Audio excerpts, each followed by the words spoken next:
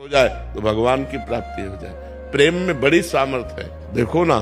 खेसारी लाल यादव परिमानंद जी गुरुजी महाराज के नाम से जब से गाना गाया है, बहुत ज़्यादा वो गाना वायरल चल रहा है। अभी के समय में देख सकते हो 3.7 मिलियन व्यू क्रॉस कर लिया है। ये कोई भोजपुरी सॉन्ग नहीं है, भोजपुरी में गाया गया है, लेकिन एक गुरु जी का कृपा है, जो कि गुरु जी का सॉन्ग है, जो भजन के टाइप होता है, वही भजन है।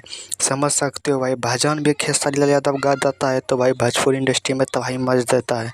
37 लाख व्यू गया है, मतलब भाई 3.7 मिलियन, यानी 10 दिन के अंदर ही इतना व्यू प्राप्त करना, वो भी भजन में, जो कि भाई अपना इंडिया में सबसे ज़्यादा भजन कम सुना जाता है। सबसे ज़्यादा तो बिहार में भाई कोई भजन सुनता ही नहीं है। ये परिमानंद जी महाराज का वीडियो बनाकर डाला है, और परिमानंद जी देखो इस वीडियो में क्या क्या बोला है।